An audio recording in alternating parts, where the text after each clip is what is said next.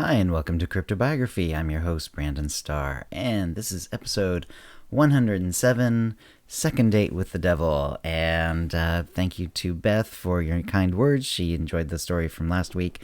Hope she enjoys it this week, and I hope you do too.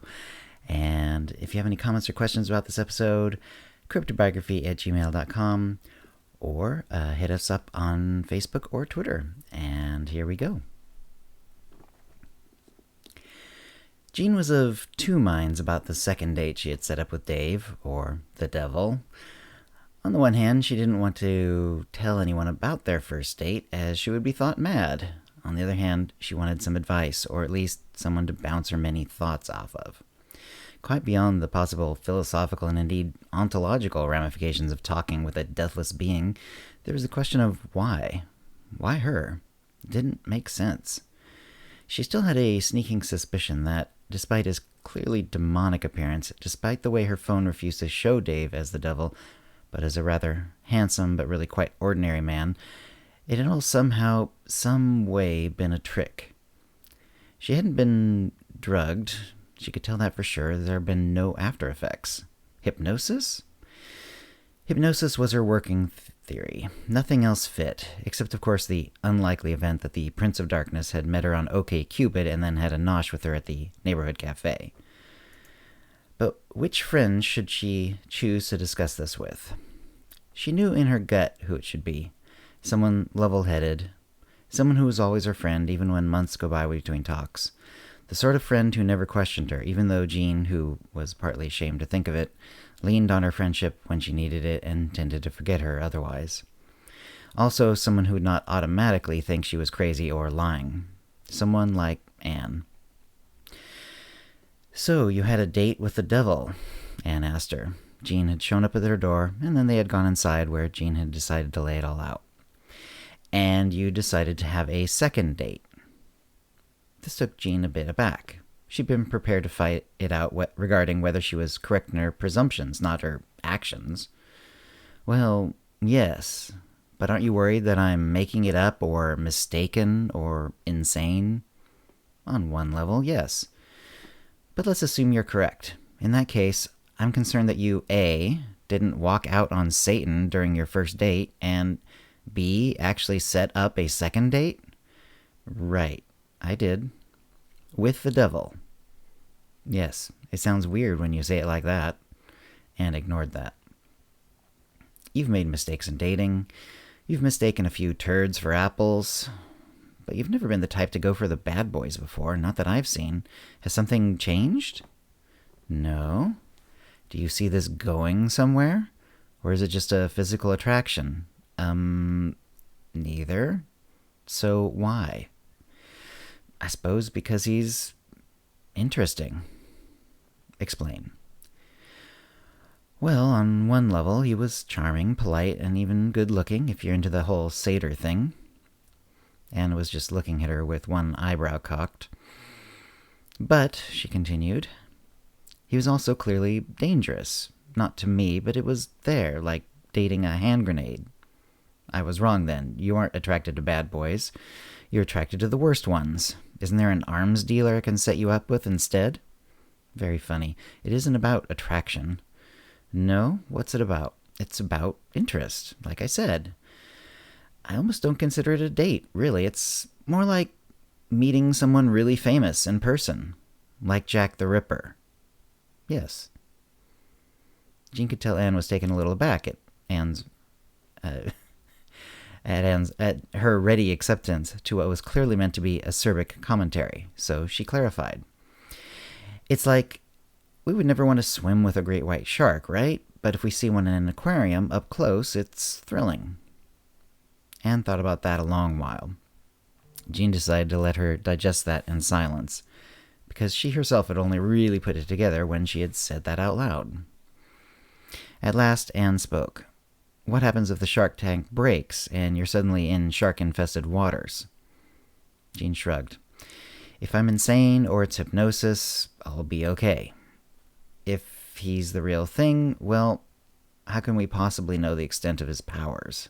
How could we even separate mythology, religion from reality? Maybe he reads minds, maybe he walks through walls, Maybe he can appear as anyone or even anything he likes. These are all powers I would be helpless against. So why not live a little, as long as the danger's already there?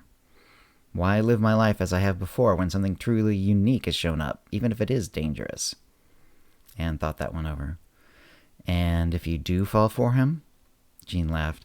Then I'd hardly be the first one to fall for his charms, would I? But really, this is more of an adventure than a date. The date, as suggested by Jean, was to go bowling.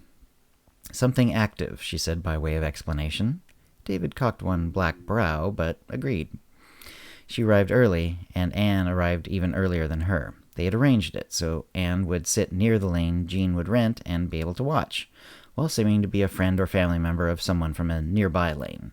The alley was busy, which was perfect for them. Though this time prepared for it, it still seemed very strange to her when Dave pushed his way through the glass doors, red skin gleaming, black horns shining as though polished, as perhaps they were. She had the lane ready and was waiting for him near the rental desk. Today, Dave was wearing a close-fitting and possibly tailored short-sleeved shirt, slacks, and Oxfords. He also had a bag with him that looked heavy. "Always be prepared," he said in his baritone voice. Boy Scout motto. It turned out he had his own bowling shoes and his own ball, plus one for Jean. "I'd already rented a lane shoes for myself," she explained. "I was going to wait until I knew your shoe size." "Then it all worked out," Dave said. "Thank you." He opened the case and pulled out a bowling ball, 16 pounds, bright red, with orange and yellow flames, and words that pronounced, "Legends on fire." "Homie," Jean commented. "Thank you," Dave said. "I thought you might appreciate the humor." "And for you," he continued, bringing out a ball that reminded Jean of the ocean, all blues and purples and soft waves and spirals. "It's lovely," Jean admitted. "Thanks." She put her fingers in the finger holes. Her hand fit perfectly with the spacing, depth, and angles of the 3 holes, making the ball feel almost more like a glove. The weight was good, too. She checked, and it was 13 pounds. "Wow, I've never had a ball made especially for me. Don't you usually have to have them fitted?" "Usually," Dave said, "but I have a good eye for these things. Comes with studying people over a long period of time." Jean looked at the ball, which was seeming to subtly move internally. It was a bit mesmerizing. Some clever trick with various layers of resin, no doubt. The ball was made by Brunswick. "Good company," she said. Dave nodded. "I've got a ball bag for you, too." "I've got the computer set up. Guests first," she said. Dave made sure the pins were ready, then stepped up.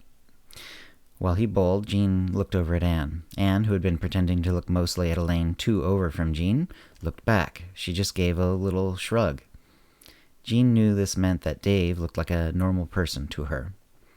She saw Anne hold up a camera towards Dave. She was clearly imitating the actions Dave had Jean do on their first date. But where the camera had shown the demonic Dave as a normal man, apparently it didn't do the reverse for Anne. She shrugged again and looked away as Dave bowled and turned around towards Jean. He didn't look back at the pin as the pins all went down. "Very nice," Jean said. "Are you going to roll a 300? "Maybe," Dave said, "but it might draw too much attention. I see I already have a fan."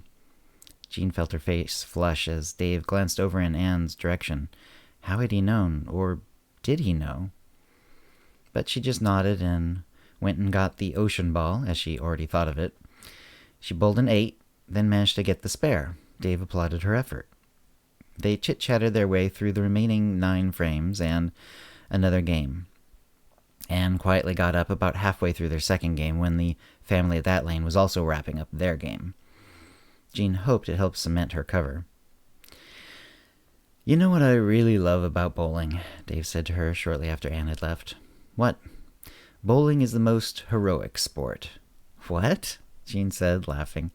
"It's true, not heroism as it happens in life, or even heroism as humans think about it, but heroism as it lives in stories. Think of it. All the bowling balls are the heroes. They are big, flashy, attractive, and mostly unique. Even the ones owned by the alley come in a variety of colors, weights, and fingerhole sizes." "I see," Jean said a little hesitantly. But the pins are the villains. All identical. Knock them all down, more will come. They are a threat only because humans are programmed to be afraid of enemies in large numbers. But really, they're all pushovers. One touch from a hero and they go right down. Star Wars stormtroopers, Tolkien's orcs, even the wicked witches flying monkeys. None of them were a real threat, even in groups. They're all set up to be knocked down by the heroes. The smallest show of force or the simplest gambit, and they fall apart. So you think bowling satisfies some vaguely heroic urge? Absolutely. It started out as a simple, well-known activity played for thousands of years, outdoors. The first indoors bowling was mid-19th century. Then bowling properly started just as the cusp of the 20th century. Just at the cusp of the 20th century, right when manufacture was making men into machines, war into a grinder for flesh, and enemies into faceless automata. But he didn't sound upset about this. And so you feel this is a way for people to act out what they saw in the world around them, play it out writ small? Precisely. I've seen things like it crop up through the centuries. Jean looked around. Fortunately, no one seemed to have noticed the stranger things Dave had said. What does it mean, then, that bowling had its peak around 40 or 50 years ago and has slid ever since? I think it means the enemy has been changing. I think when the United States put a man on the moon first, you should have sold your stock in bowling companies. There aren't any stocks in bowling companies. Not big ones, not anymore.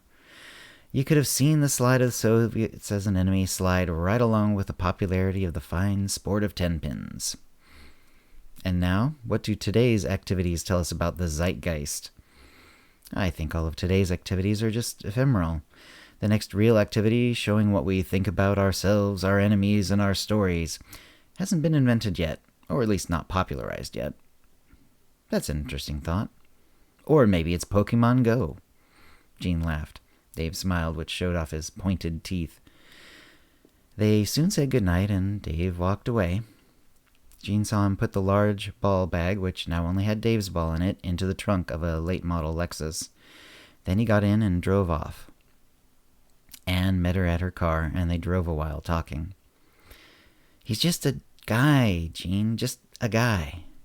So you saw nothing, is what you're saying. I saw a guy. A tall, fit guy, a good-looking guy, and apparently a pretty rich guy. But just a guy. Okay. Jean didn't want to argue the point. She had just watched a demon climb into a luxury Japanese car. Clearly, Anne had not. Later that night, she texted Dave and asked him out on a third date. He agreed, and they set it up for the next weekend. And that's the end of the story. Hope you enjoyed it. If you have comments or questions about this episode or previous episodes, CryptoBiography@gmail.com, or hit us up on Facebook or Twitter, and thank you for listening. Words and music, copyright 2019, CryptoBiography LLC, all rights reserved. Characters and events are fictional, fictionalized, or satirical.